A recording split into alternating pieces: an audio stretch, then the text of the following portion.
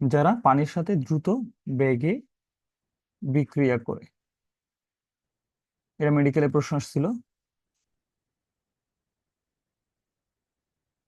তাদেরকে ক্ষার ধাতু বলে।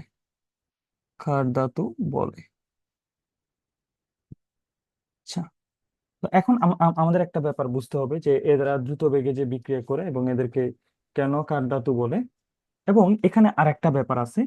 দেখো তো, একটা জিনিস তোমরা কি কেউ আমাকে বলতে পারো যে ম্যাগনেটিক একটা ব্যাপার আছে, সেটা হলো প্যারাম্যাগনেটিক এবং ফেরোম্যাগনেটিক আর কি একটা জিনিস। এটি কারো আইডিয়া আছে কিনা আমাকে একটু বলতে পারো যে প্যারাম্যাগনেটিক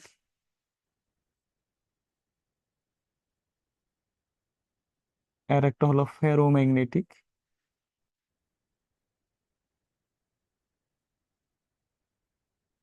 আর একটা হলো ডায়াম্যাগনেটিক। এটি নিয়ে আমাদের যদিও ফার্দার ডিসকাশন আছে, বাট কেউ কি আমাকে এটি সম্পর্কে আইডিয়া দিতে পারো বা শুনেছো এরকম কিছু একটা?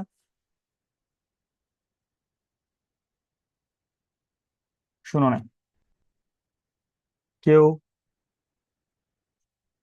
শুনেছো কেউ?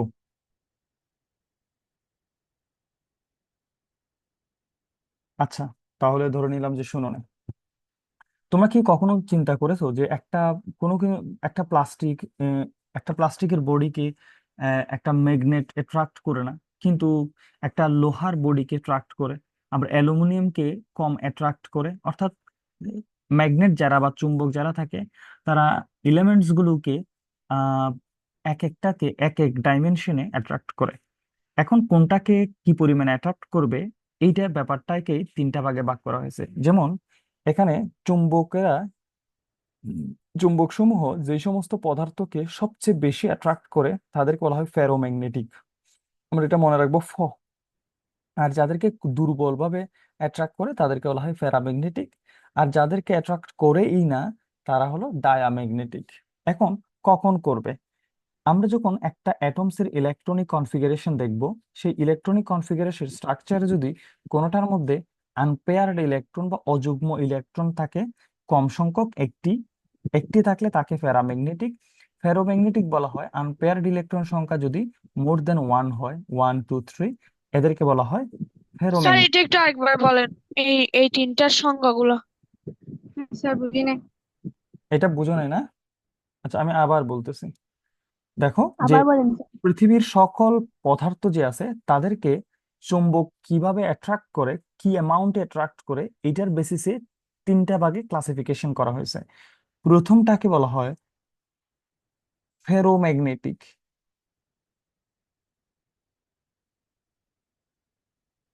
দুই নম্বরটাকে বলা হয় প্যারাম্যাগনেটিক।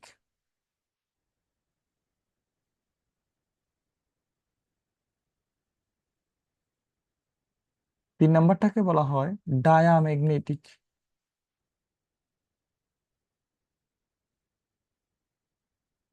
তো এখন কোনটা? ফেরোম্যাগনেটিক মানে অতিরিক্ত পরিমাণে আকর্ষণ করে যে জিনিসগুলোকে চুম্বক, আর ফেরোম্যাগনেটিক মানে আকর্ষণ করে কম, আর এগুলো হতে কোনো আকর্ষণ করে না। এদের ক্ষেত্রে কেন কি পরিমাণ অ্যাট্রাক্ট করবে কি করবে না, এটা নির্ভর করবে ওদের বক্স যে থাকে। কতগুলো বক্স থাকে না, মনে করো এস এর জন্য এটা একটা বক্স, তো এটাও যদি বক্স হয়, পি এর জন্য হতে পারে, হ্যাঁ, যে কোনো ডি এর জন্য হতে পারে। এরকম বক্স গুলোতে ধরো 1 2, এরকম আমি মনে করি এখানে দুইটা দিলাম, তিনটা এখানেও দেওয়া যেতে পারে। তো এখানে মনে করো শুধু একটা আনপেয়ার্ড ইলেকট্রন আছে, এখানে দেখা গেছে দুইটা তিনটা এরকম আছে। এখানে কোনো আনপেয়ার্ড ইলেকট্রন নাই, সবগুলো পেয়ার্ড ইলেকট্রন, অর্থাৎ যুগ্ম ইলেকট্রন। তো অর্থাৎ এটা মনে করো চুম্বক। এই চুম্বকটা এই পদার্থকে অ্যাট্রাক্ট করবে কি করবে না, এটা নির্ভর করবে এখানে বিজোড় ইলেকট্রন সংখ্যা আছে কিনা। বিজোড় ইলেকট্রন সংখ্যা বা দুই যদি হয়, তাহলে তাকে কম পরিমাণে অ্যাট্রাক্ট করবে। যদি বেশি হয় তাহলে বেশি পরিমাণ, অর্থাৎ অ্যাট্রাকশন করবে কি করবে না, এটা ডিপেন্ড করবে লাস্ট শেলের ইলেকট্রনে বিজোড় সংখ্যক ইলেকট্রন আছে কিনা তার উপর। তো ডায়াম্যাগনেটিক। বিজোড় সংখ্যক থাকলে কি বেশি করবে ইয়েস। অ্যাট্রাক্ট? এটা আমি আরো একবার বুঝাই দেই। যেমন ফেরোতে একে বেশি করে কাকে, ধরো আমি যদি এটাকে এভাবে এক্সাম্পল দিই, ধরো একটা ডি এর জন্য যদি চিন্তা করি, ডি হলো 1 2 3 4 এবং 5। এটার জন্য তো ডি এর জন্য তো 5টা বক্স থাকে, এটা তো সবাই জানো নাকি? কেন থাকে এটা বলতে পারো? 5। তাহলে এখানেও 5টি থাকবে। এক। তো এখন দেখো ফেরোম্যাগনেটিক মানে মনে করো এখানে 5টা ইলেকট্রন আছে, 1 2 3 4 এরকম থাকতে পারে। আর কোনোটাতে এরকম হতে পারে যে 1 2 3 4 5, বাট এখান থেকে 6 7 এরকম হয়ে মনে করো সামহাও এখানে এটাতেও চলে আসছে, বা দুইটা আছে, আর এটাতে কোনোটাই নেই। তাহলে এইটাকে চুম্বক ক্ষেত্র কোনো অ্যাট্রাকশন দেখাবে না। এটাতে হাইলি অ্যাট্রাকশন দেখাবে, এটাতে মোটামুটি অ্যাট্রাকশন দেখাবে। বুঝতে পারছো এখন? মানে অযুগ্ম ইলেকট্রন সংখ্যা বেশি থাকলে আনপেয়ার ইলেকট্রন, যেমন এখানে 4টা আনপেয়ার ইলেকট্রন আছে। বুঝতে পারছো? আনপেয়ার মানে হচ্ছে অযুগ্ম ইলেকট্রন। আচ্ছা, বাকিদের একটু কথা বলতে হবে, যে আমি তাহলে কেমনে বুঝবো যে তারা আসলে বুঝতেছে কি বুঝতেছে না? স্যার বুঝছি। স্যার বুঝতেছি। ইয়েস। তো এখন তোমরা একটা জিনিস খেয়াল করো, যে আমরা যদি এস এর জন্য চিন্তা করি, যারা এস ব্লক এলিমেন্টস, যাদের কাঠামো NS1, অর্থাৎ ধরো যে একদম সোডিয়ামেরটাও যদি আমরা দিয়ে দেই, তাহলে কি হয় যে 1s2 2s2 2p6 3s1। তোমরা আমাকে বলবা যে সোডিয়াম কেমন এলিমেন্ট, এটা কি ফেরো নাকি ডায়া? যেমন ওর লাস্ট ইলেকট্রন কি এস, এস এর জন্য একটা বক্স। এখানে কয়টি ইলেকট্রন আছে? একটি। এখন তোমরা আমাকে বলো যে এরা কি প্যারাম্যাগনেটিক নাকি ডায়াম্যাগনেটিক হবে সোডিয়াম? প্যারাম্যাগনেটিক। Sir ferromagnetic. না, প্যারা হবে। একটি থাকলে প্যারা, খুব খেয়াল রাখতে হবে। একটি যদি বিজোড় ইলেকট্রন থাকে তাহলে তা হবে প্যারাম্যাগনেটিক। এবার তোমরা যাদের বুদ্ধি আছে, তারা আমাকে সোডিয়াম প্লাস এটা কেমন হবে একটু বলতে হবে। এটা কি ফেরো হবে নাকি ডায়া হবে? স্যার ডাইম্যাগনেটিক এটা। অনেক অনেক ধন্যবাদ। এটা কে বলেছো? স্যার আমি। তুমি কে, নাম কি? আজিফা। নাজিফা, গুড।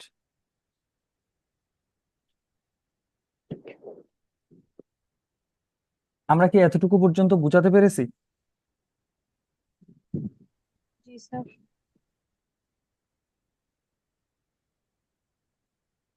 আচ্ছা, এটা ডায়াম্যাগনেটিক কেন?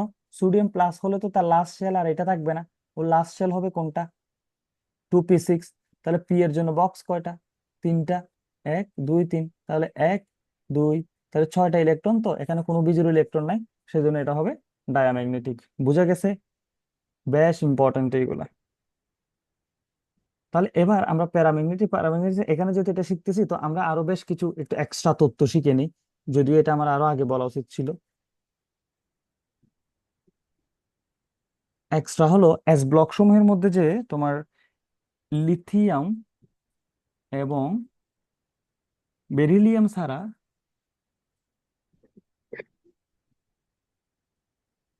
বেরিলিয়াম, ওইটা একটু করে বলতে হবে,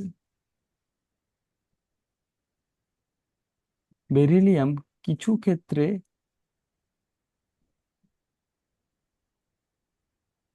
সমযোজী যৌগ গঠন করলেও,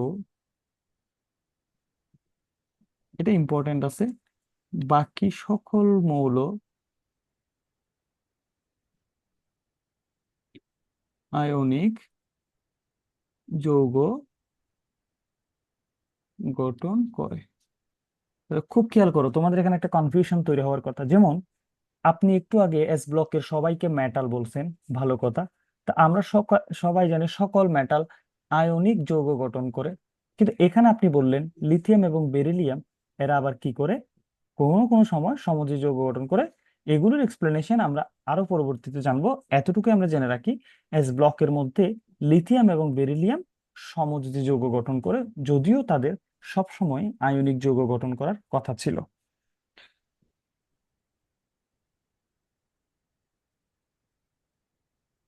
এদের মধ্যে বেরিলিয়াম এবং ম্যাগনেসিয়াম এগুলো নিয়ে আরো বলবো আমি পরে, অধ্যায় অনুযায়ী নিয়ে কথা বলবো। স্যার স্ক্রিনটা একটু নিচে নামায়। ইয়েস।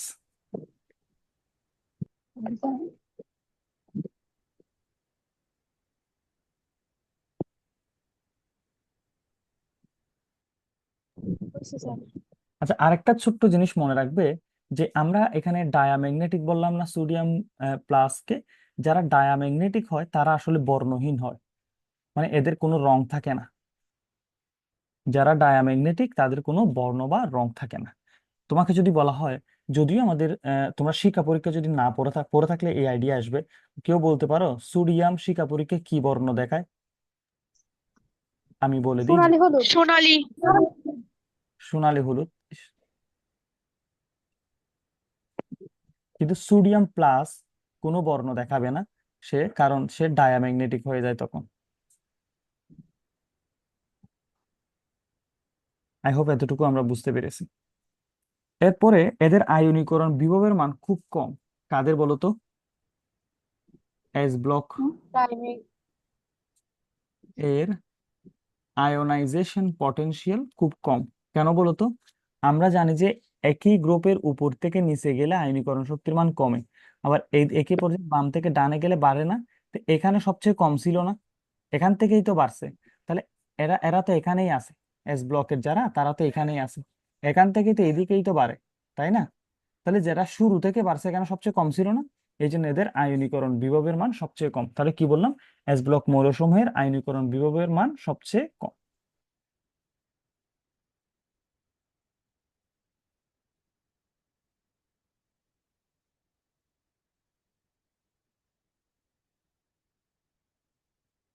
তো শিখা পরীক্ষার মধ্যে তোমরা যদি পড়ে থাকো, শিখা পরীক্ষা যে আছে, বেরিলিয়াম এবং, এটা তোমাদের জন্য ওখানে জিনিস ছিল, বেরিলিয়াম এবং ম্যাগনেসিয়াম ছাড়া বাকি সবাই, কি বলতো, শিখা পরীক্ষায় আমি বর্ণ জানি সৃষ্টি করে। বর্ণ সৃষ্টি করে। কেন করে না সেটা আমরা শিখা পরীক্ষা করালে এটা দেখাবো। এগুলো জাস্ট এমসিকিউ বেসিসে এতটুকু জেনে রাখো।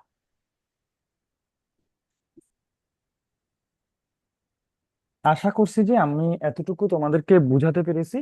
এবং ওই যে ক্ষারের ব্যাপারটাতে আমরা একটু করে আসতেছিলাম, যে এই গ্রুপে যাদের মধ্যে NH1 কাঠামো, যেমন একটা সোডিয়াম যখন সে পানির সাথে বিক্রিয়া করবে, খুব খেয়াল করো, সে একটা ক্ষার তৈরি করবে, কার এবং হাইড্রোজেন গ্যাস তৈরি করে। সেই জন্য এই গ্রুপের সবাই যেহেতু এই কাজটা করে, এই জন্য এই পুরো গ্রুপ ওয়ানকে ক্ষার ধাতু বলা হয়। কেন কেন কেন বলা হয়? গ্রুপ ওয়ানের যে সমস্ত মৌল আছে তারা সবাই পানির সাথে বিক্রিয়া করে ক্ষার এবং হাইড্রোজেন গ্যাস তৈরি করে, অর্থাৎ তারা প্রত্যেকেই পানির সাথে বিক্রিয়া করে ক্ষার তৈরি করে বলেই এদেরকে ক্ষার ধাতু বলা হয়। এরপরে যেটি আসে সেটি হলো মৃৎ ক্ষার ধাতু। এরাও আসলে ক্ষার তৈরি করে, মৃৎক্ষার ধাতু এটা এটা আমি তোমাদেরকে ভালো করেই বলছিলাম। তো এরা মৃৎক্ষার ধাতু যারা NH2 কাঠামো, বিশেষ করে দেখো ক্যালসিয়াম, ম্যাগনেসিয়াম, তো এরা সবাই হচ্ছে যাদের মধ্যে NH2 তার লাস্ট শেলে দুটি ইলেকট্রন আছে, এবং এরা সবাই গ্রুপ 2 এর মৌল। এদেরকে আমরা মৃৎক্ষার ধাতু বলি। তো এদেরকে মৃৎক্ষার ধাতু এই জন্য বলি, এদের সবাইকে আসলে মাটিতে পাওয়া যায় না, এটা আমি আগে বলছিলাম। এদের মৌলকেও পাওয়া যায় না, এদের যৌগ হিসেবে পাওয়া যায়। যৌগ হিসেবে বলতে কি রকম দেখো, একটা জিনিস আছে অক্সাইডের কাজ। 2 মাইনাস, আর একটা জিনিস আছে অক্সাইড। এই ব্যাপারটা কেমন, ধরো ক্যালসিয়াম যদি অক্সিজেনের সাথে যুক্ত হয় এটার নাম ক্যালসিয়াম অক্সাইড, ক্যালসিয়াম যদি কার্বনের সাথে যুক্ত হয় কার্বনেট, এটা ক্যালসিয়াম কার্বনেট। তো খেয়াল করো, এই মৌলসমূহকে মাটিতে পাওয়া যায় না, এদের যৌগসমূহকে, এদের মধ্যে সবাইকে না, ক্যালসিয়াম এবং ম্যাগনেসিয়াম এর অক্সাইড এবং কার্বনেটকে মাটিতে বা মৃত্তিকায় যৌগ হিসেবে পাওয়া যায় বলেই এই গ্রুপের সবাইকে, এদের মধ্যে কিন্তু সবার পাওয়া যায় না, খুব খেয়াল করতে হবে, সবাইকে পাওয়া যায় না। ওদেরকে মৌলিক ক্যালসিয়াম হিসেবে পাওয়া যায় না মাটিতে, মৌলিক ম্যাগনেসিয়াম হিসেবে পাওয়া যায় না, ক্যালসিয়ামের অক্সাইড অথবা ক্যালসিয়ামের কার্বনেট, ম্যাগনেসিয়ামের অক্সাইড বা ম্যাগনেসিয়ামের কার্বনেট হিসেবে মাটিতে পাওয়া যায় বলে এদেরকে মৃৎকার ধাতু বলা হয়। আমার ধারণা আমরা এতটুকু পর্যন্ত সবাইকে বুঝাতে পেরেছি এবং সবাই বুঝতে সক্ষম হয়েছি। আমার বিশ্বাস যে সবাই এই সবগুলো ব্যাপারে শিখে আসবে।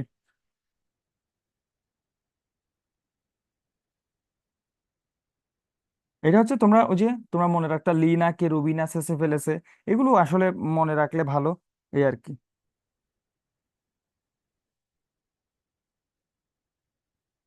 তো এর মধ্য দিয়ে আমাদের এস ব্লক মৌলের সকল শুরু হয়ে গেল।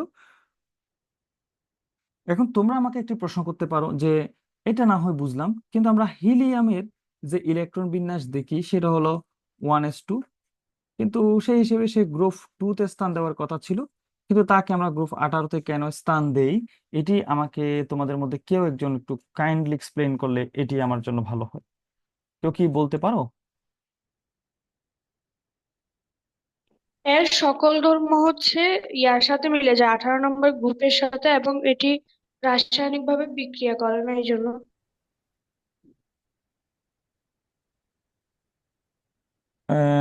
ওকে, আর কেউ? আচ্ছা, আমি সাকিরার এবং সিয়ামের কণ্ঠ শুনি নাই, তোমরা যদি আমাকে একটু হেল্প করো যে দিবা যে ব্যাপারটি বললো যে সেটি কি ঠিক, না তোমার নিজস্ব কোনো মন্তব্য আছে? সাকিরাকে দিয়ে আমি শুরু করি।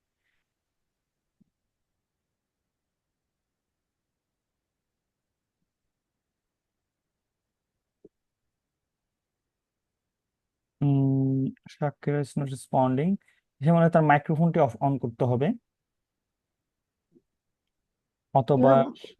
সে ফোন রেখে গেমস খেলতেছে, নাইলে ফেসবুকিং করতেছে। Yes, Siam. ওইটাকে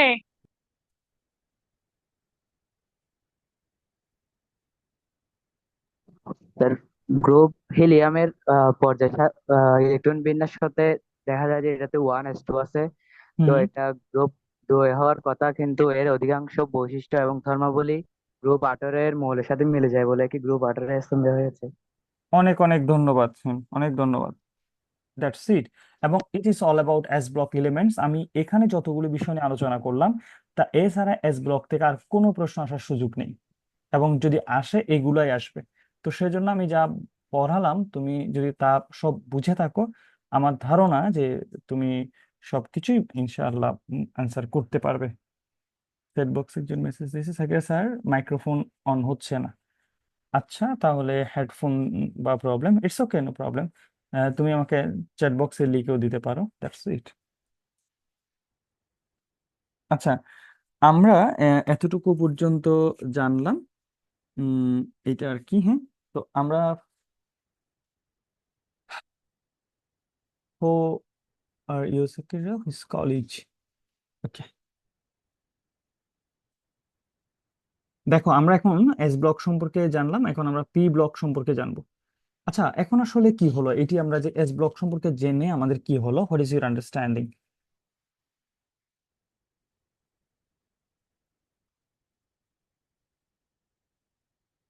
আমাকে একটু কেউ একজন ব্যাখ্যা করলে ভালো যে তুমি কি বুঝলে, যে এটি আমার এই টোটাল আলোচনা থেকে তুমি কি কি জানলা। আমি একটু অ্যালফাবেটিক অর্ডার অনুসারে শুরু করি তাহলে ভালো। উম ইয়া কোথায় গেল, সামির কই গেল? নাজিফা আর সামিরকে পাওয়া যাচ্ছে না। আচ্ছা, শশী একটু আমাদেরকে বলো যে আমরা যখন এই আলোচনাটি করলাম, যে তুমি আসলে কি বুঝতে পারলে এবং কি কি নতুন তথ্য পেলে? স্যার এস ব্লক সম্পর্কে অনেকগুলো নতুন তথ্য পাইছি, যেমন স্যার প্যারাম্যাগনেটিক, তারপর ফেরোম্যাগনেটিক, ডায়াম্যাগনেটিক, এগুলো নতুন ছিল। ইয়েস, আর কি শিখলে এবং এটিতে তোমার আর কি কাজে আসতে পারে? স্যার উইক মেটাবলিক বন্ড, এটাও ছিল না বইয়ে। আচ্ছা আচ্ছা, ওকে,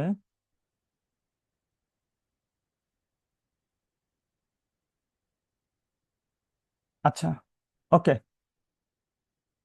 থ্যাংক ইউ। আচ্ছা, এখন সবাই আমরা পি ব্লক টা নিয়ে শেখার আগে আমরা একটা জিনিস শিখবো, সেটি হলো এস ব্লক সম্পর্কে। মনে করো যে তোমার একটি প্রশ্ন আসলো, আহ, আমি যদি প্রশ্ন করি নিচের কোনটি বিজারক? অপশন ক। যারা পারো তারা একটু উত্তর দিবে আর কি, এই প্রশ্নটি আর কি, এবং কার জারণ ঘটেছে এটা। 1 নম্বর হলো লরেন্সিয়াম, 2 নম্বর হলো লুথেনিয়াম, 3 নম্বর হলো ফ্রান্সিয়াম, 4 নম্বর হলো উম প্লুটোনিয়াম পিইউ। তোমরা একটু কেউ আমাকে এটার উত্তর বলতে পারো যে এটার উত্তর কি হবে? Sir francium. ফ্রান্সিয়াম। ফ্রান্সিয়াম। দিবা ফ্রান্সিয়াম বলেছে, আরেকজন ফ্রান্সিয়াম বলেছে। আর কেউ? ফ্রান্সিয়াম একজন উত্তর করেছে। আচ্ছা, এবার একটু আমরা তোমাদের কাছে আসি। সে আমাকে বলো যে এটা কি ফ্রান্সিয়াম কি উত্তর ঠিক হয়েছে?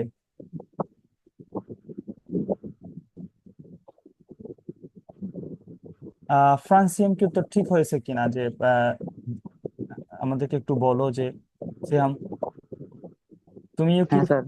কেন কেন কেন তোমার কাছে মনে হলো বাকিগুলো উত্তর নয় এটি উত্তর?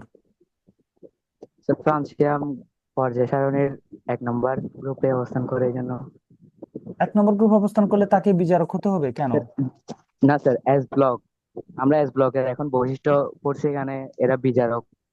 ইয়াস, তো অনেক অনেক তো ধন্যবাদ। ফ্রান্সিয়াম আর এস ব্লকের। বাকিগুলো না জানলে আমাদের কোনো সমস্যা নেই, তো এরকম ভাবে আমরা আসলে না জেনে উত্তর করতে পারি যে কিভাবে সেটি আমরা এস ব্লক মৌল ক্যারেক্টারিস্টিক জানার মাধ্যমে আমরা এটি বুঝতে পারলাম। তো অনেক ধন্যবাদ। আচ্ছা, সাকিরা কি আমাকে শুনতে পাচ্ছে কিনা? আই এম নট শিওর যে সে এখন শুনতে পাচ্ছে কিনা। এবার তাহলে আমরা পি ব্লকে শিফট করব। নতুন একটা পেজ এড করি। এটি আমাদের লাস্ট টপিক।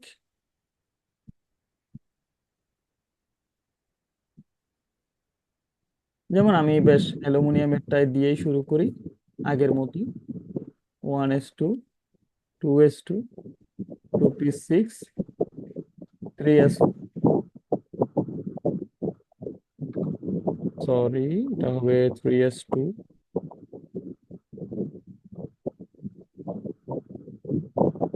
3p1।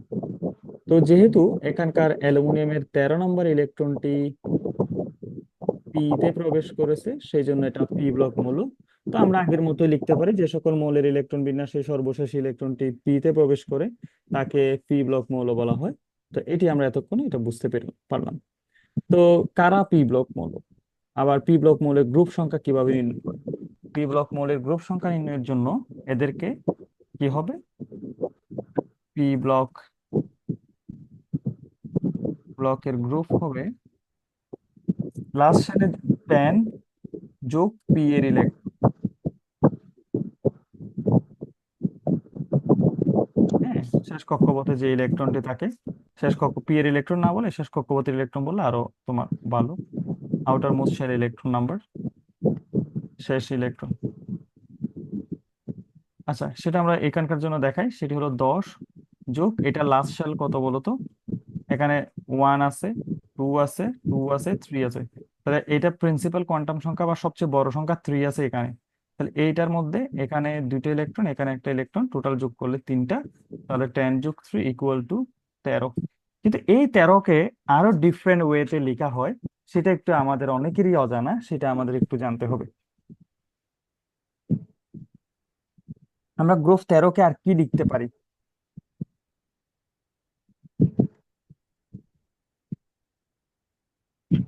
কেউ আমাকে বলতে পারো যে আমরা গ্রুপ 13কে আর কিভাবে লিখতে পারি, যেগুলো পরীক্ষায় কিন্তু আসে? থ্রি এ। অনেক অনেক ধন্যবাদ। তো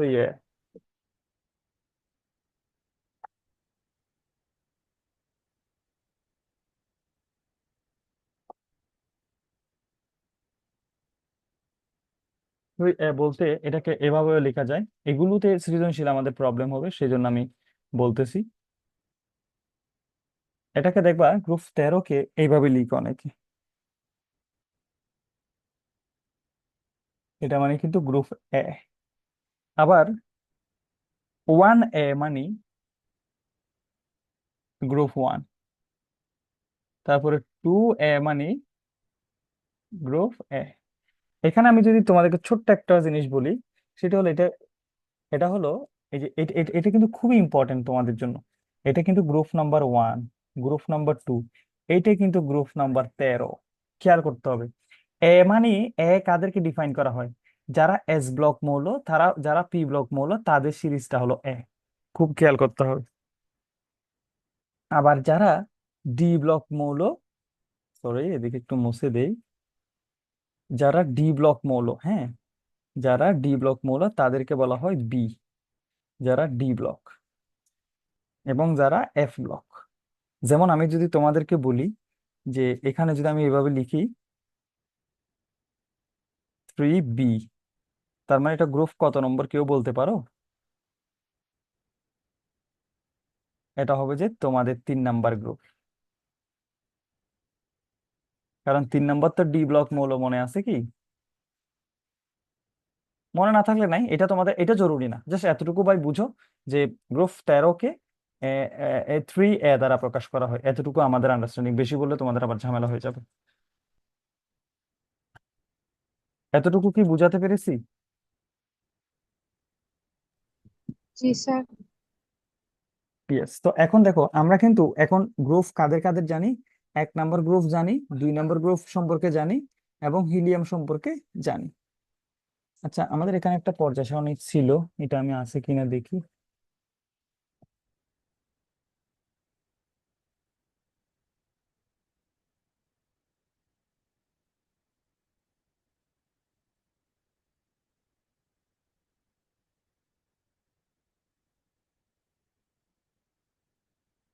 audio, movie, interact, shape, favourite, application, এই এখানে মনে হয় আছে। না, ওই মুভি ইন্টারেক্ট,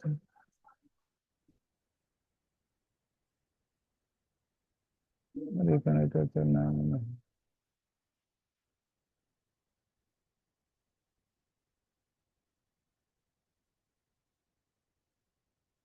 না, এই সব ম্যাথের গুলাই আছে।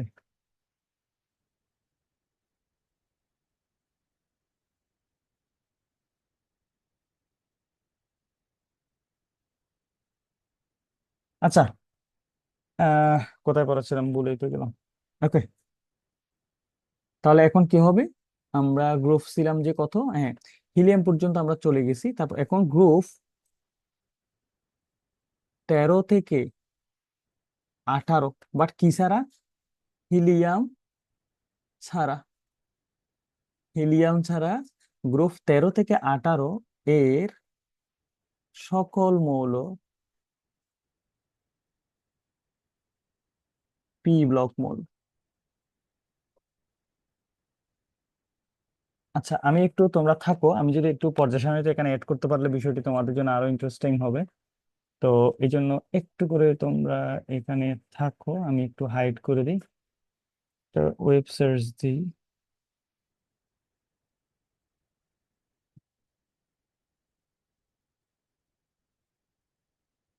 Periodic table.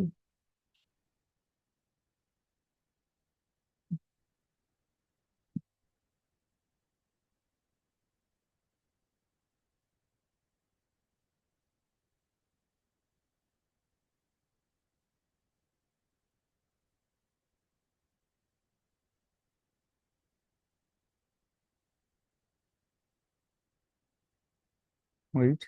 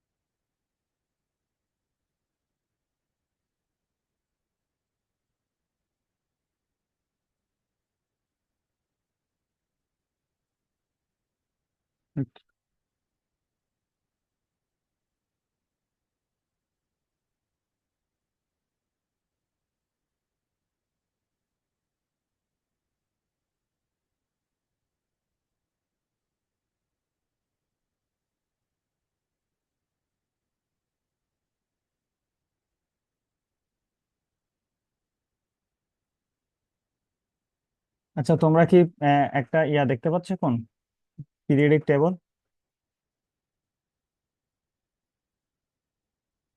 হ্যালো?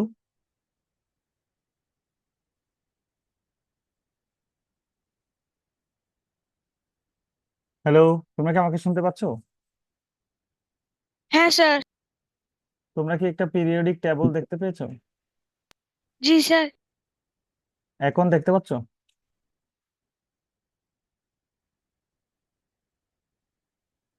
তোমরা কি এখন একটা পিরিয়ডিক টেবল দেখতে পাচ্ছো? ইয়েস হ্যাঁ স্যার। স্যার, দেখতে পাচ্ছি। জি দেখতেছি। ওকে, এবার আসো তাহলে। এই যে এখানে যে গ্রুপ ওয়ানের hydrogen, lithium, sodium, potassium, rubidium, silicon, এটা গেছে। তাহলে এই যে আমরা এই পর্যন্ত এটা জানতে বুঝলাম আর কি, যে আমার কার্সটা এটা। আর এই গ্রুপ 3 থেকে দেখো 13 থেকে এখানে 18 পর্যন্ত হিলিয়াম ছাড়া। এটা এটা একটু দেখো, বুঝতেছো কিনা তোমরা?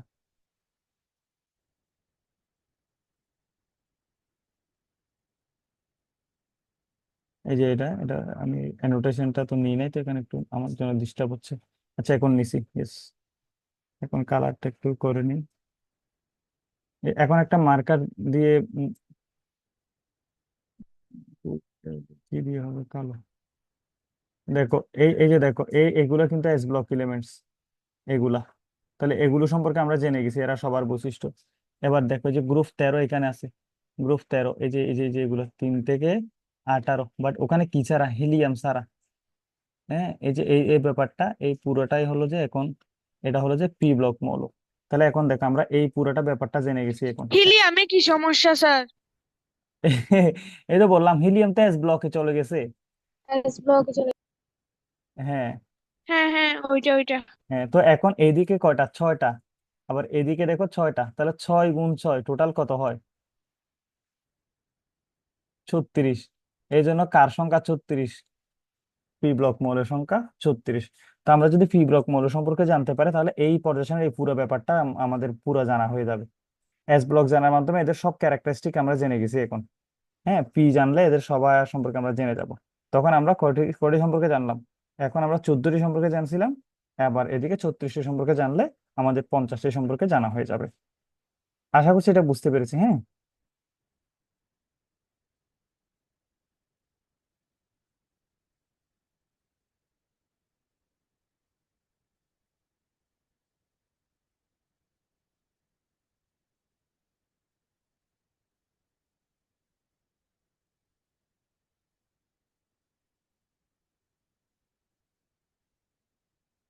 আচ্ছা, এতটুকু কি আমাদেরকে বোঝা গেছে? হ্যাঁ স্যার বুঝছি। ওকে, তাহলে আমরা জাস্ট এটাতে শেষ হলে আমাদের আর 5 মিনিটস পর আমরা এই ক্লাস শেষ করে দিব। অলরেডি অনেকক্ষণ পরে ফেলেছি।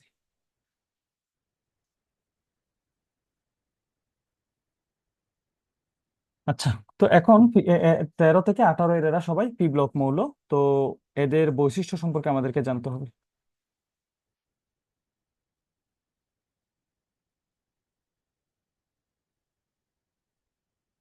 তোমরা নিজেরা কি পি ব্লকের কোনো বৈশিষ্ট্য সম্পর্কে জানা আছে কারো?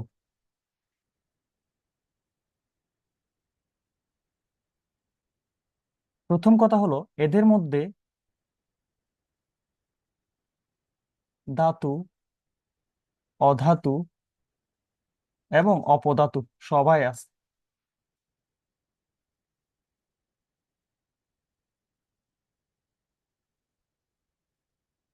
2 নম্বর কথা হলো, পি ব্লকের, বুঝছো,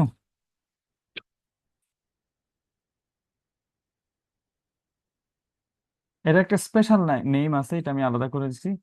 এদেরকে পর্যায় সারণীর প্রতিরূপী মৌল বলা হয়।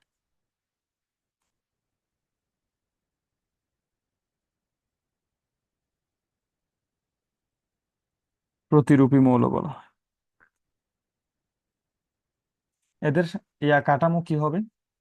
NH2 NP6, অর্থাৎ এদের ইয়া কাঠামোটা, লাস্টের কাঠামোটা।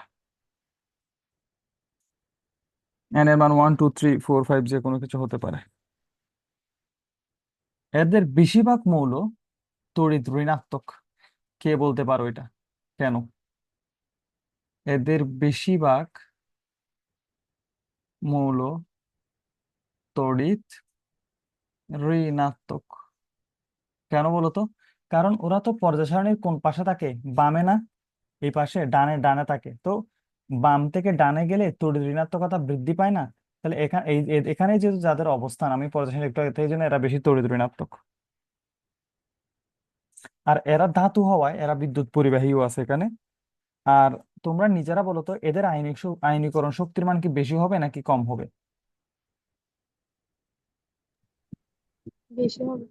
অবশ্যই বেশি হবে। তাহলে পরীক্ষা আসবে কিন্তু নিচের কোনটার আয়নীকরণ শক্তির মান বেশি, তখন আমরা এস ব্লক পি ব্লক এটা বুঝতে পারবো।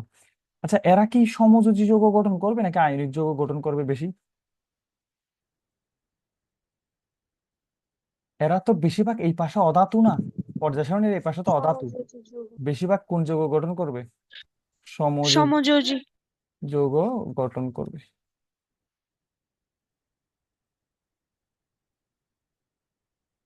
খুবই ইম্পর্টেন্ট, যেটা এমসিকিউতে আসবেই আসবে, সেটি বলে দিচ্ছি। এদের যে অক্সাইড আছে, এদের অধাতব অক্সাইড, এদের অধাতব অক্সাইড। আচ্ছা, অধাতব অক্সাইড মানে কি? অধাতু যদি অক্সিজেনের সাথে যৌগ গঠন করে, যেমন নাইট্রোজেন একটা অধাতু, অক্সিজেনের সাথে যৌগ গঠন করছে, এটা হচ্ছে অধাতব অক্সাইড। তাহলে এদের অধাতব অক্সাইড হয় অম্লীয়। এদের অধাতব অক্সাইড কি হয়? অম্লীয়। তো পরীক্ষা যদি প্রশ্ন আসে NO2 কি অম্লীয় না ক্ষারীয়, তোমরা যদি বলি SO2, এটা কি অম্লীয় হবে নাকি ক্ষারীয় হবে? আবার যদি আসে অম্লীয়। SO3, আবার যদি আসে P2O5। কারণ কেন? আমরা এখানে জানি যে কি, নাইট্রোজেন একটা পি ব্লক মৌল, সালফার একটা পি ব্লক মৌল, ফসফরাস পি ব্লক মৌল, এবং এরা সবাই অধাতু অধাতু অধাতু অধাতু। আমরা জানি কি, যারা পি ব্লক মৌলসমূহের মধ্যে যারা অধাতু আছে, তারা যখন অক্সিজেনের সাথে যৌগ গঠন করে, তাদের বৈশিষ্ট্যটা হয় এসিডিক বা অম্লীয়। খুবই ইম্পর্টেন্ট। নিচের কোনটি অম্ল ধর্ম? এই এই এই এই ধরনের প্রশ্ন আছে।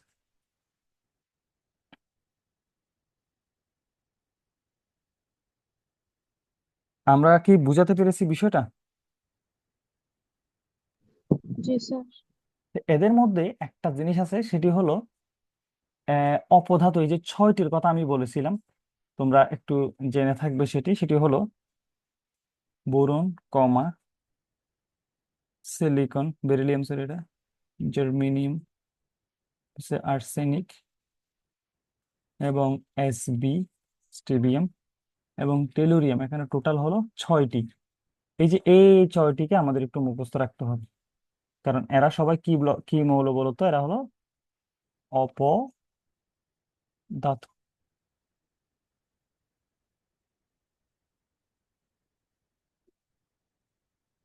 আমি কি বিষয়গুলো বুঝাতে পারলাম? হ্যাঁ স্যার। ওকে, তাহলে আমাদের ক্লাসটি এখানে শেষ হলো। সবাই এতটুকু পর্যন্ত নোট করবে, বোর্ড বই পড়বে। আমাদের আগামী ক্লাস হবে সোমবারে। সবাইকে অনেক ধন্যবাদ। আসসালামু আলাইকুম রহমতুল্লাহ। আসসালামু আলাইকুম স্যার। ওয়ালাইকুম আসসালাম।